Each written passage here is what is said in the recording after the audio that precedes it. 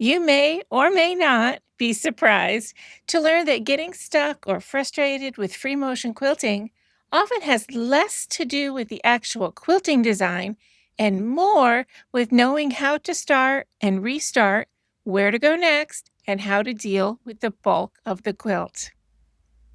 And if you've been told you must always bury every thread end by hand, we'll talk about your options. Just like always, these strategies are tools, not rules. But I'll talk you through the decisions I made at each step so you'll understand why I did what I did. And please note that these strategies can work for whatever type of patterning you like best. You don't have to use the same style of stitching that I'll be using today. And this method works on all different quilt styles too. But before we get into free motion quilting strategies, let's back up to the beginning. Here's a close-up of a quilt top Connor made using my Easy Pieces quilt pattern. Aren't the bunnies adorable? My hands were a little sore for pin basting, so I opted to spray baste instead. As you can see, my quilt sandwich is nice and smooth and flat, so it will be easy to work with. Before I switch to free motion, I'm going to increase my stitch length and use my walking foot to stitch a line of basting stitches around the entire perimeter of the quilt, about 1/8 of an inch from the edge. This will help keep the layers of the quilt from coming apart while I'm bunching or scrunching up the quilt during the quilting process. This scrunching or puddling will be super helpful, especially when we're quilting in the middle of the quilt, so I'll be sharing how to do that a bit later. But next up right now, thread. I wanted a nice soft blending thread for this quilt. I invited you all to vote in a community post, and the lavender thread was the clear winner. It's a 40-weight trilobal polyester thread. For the bobbin, I chose a slightly finer 60-weight polyester thread in a coordinating color, and I'll be using an 80-12 top stitch needle. Now that we have the thread all picked out, let's pause here to talk about starts and stops.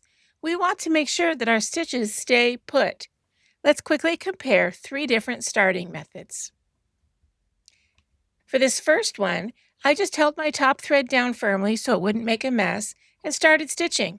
No locking stitch and no micro stitches. When I take it out of the machine, here we go, let me pull it out and pull on the thread, you can see that the stitches pull right out. To prevent that, you need to use a hand sewing needle to bring the top thread to the back, knot it with the bobbin thread, and then use that same hand needle to manually bury the thread ends in the batting layer of the quilt. Not my favorite process, for sure. Here's the second method. This time, I use the locking stitch built into my sewing machine. The needle goes up and down almost in the same spot and creates a tidy knot at the beginning of the line of stitching. This time, when I pull the fabric out, I can't pull the stitches out. They're secure. Great. But what if your machine doesn't have a nice locking stitch like this? Here's another method. Start with micro stitching, tiny stitches, and then manually backstitch before going on your merry way. Let's pull the fabric out. There we go. Once again, I pull on the thread. Those stitches aren't going anywhere. Both the locking stitch method and the micro stitch method are secure ways to end a line of stitching too. While you're doing this testing, make sure to flip your swatch over and check what's happening with the bobbin thread. You don't want to see eyelashes of bobbin thread on the top of your quilt, nor do you want to see eyelashes of top thread on the back of your quilt. If you're struggling with thread tension, I have an entire video dedicated to troubleshooting that problem, and I'll link it in the description for you. Also, today I'm assuming your machine is already set up for free motion quilting. If you're brand new to free motion quilting and need help with things like lowering the feed dogs, selecting a presser foot, or adjusting your machine settings, I'll include a link to my free motion quilting simplified video as well.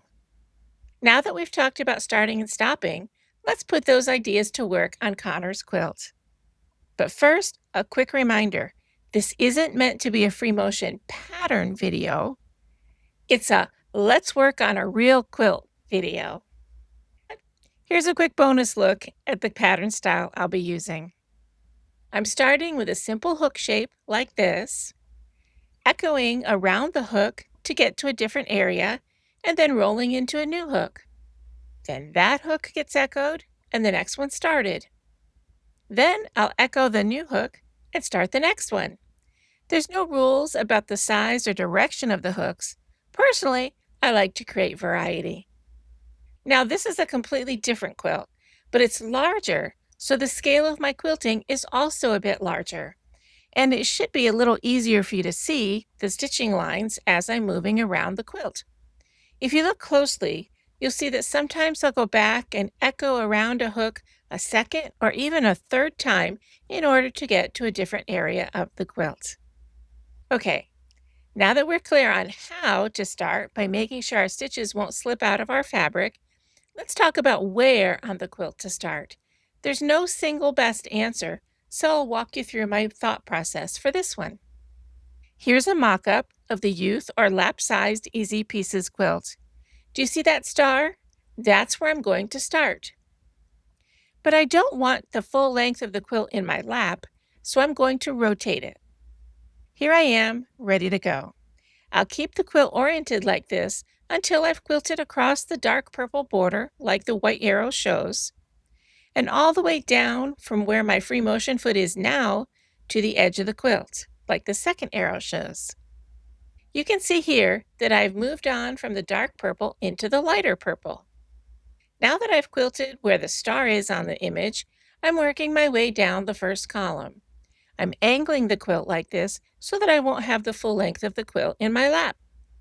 Here's what that looks like in progress. I find that working in rows or columns like this makes most folks much less likely to quilt themselves into a corner or get stuck in a dead end. So that's a big benefit, right? If only things always went so smoothly. Unfortunately, in the real world, sewing machines and thread don't always cooperate. Case in point, I had a thread break. Has this ever happened to you? It can be heart-stopping in the moment, but it's completely fixable. So here we go, how to recover from a thread break. This method is also helpful if your bobbin runs out or if you need to quilt in reverse to remove some faulty stitches. The first step is to pull the quilt out of the machine far enough to trim away the loose thread ends on both the top and the back of the quilt.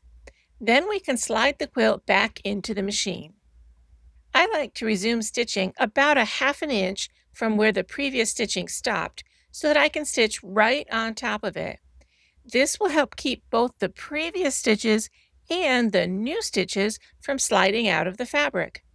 I'll start by bringing the bobbin thread up to the surface of the quilt by holding on to the top thread and sinking the needle down as low as it will go.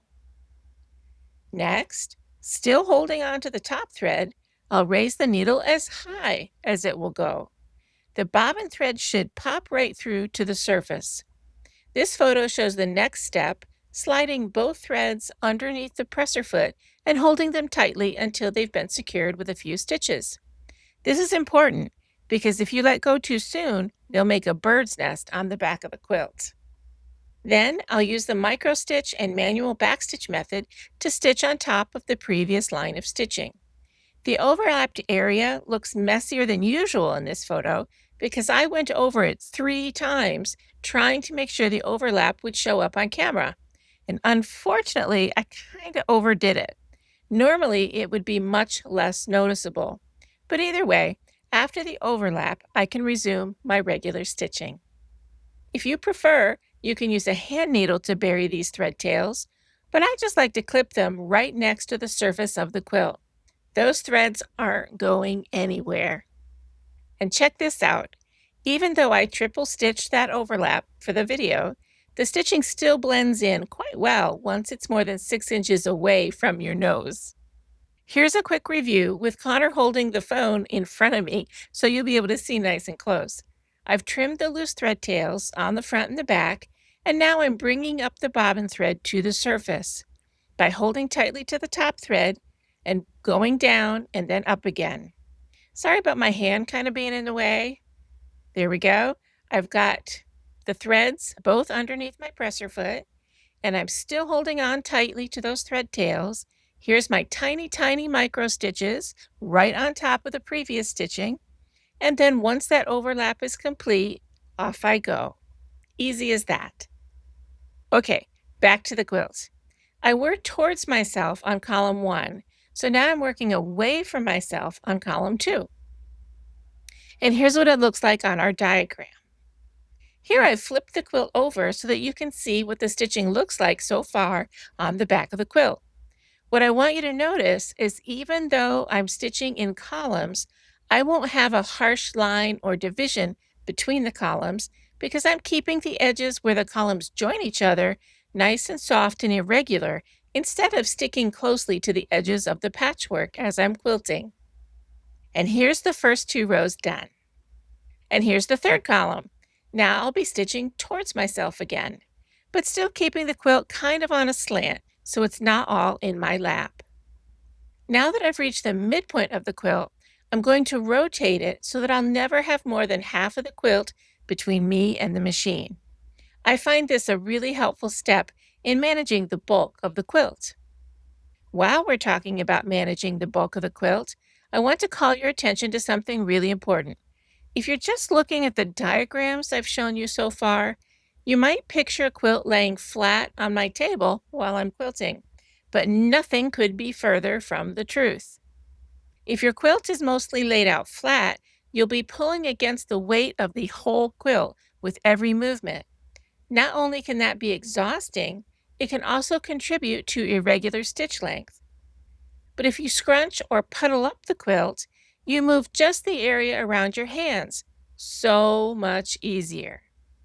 Depending on where you are in the quilt, you might also find it helpful to fold up the part that is going through your machine.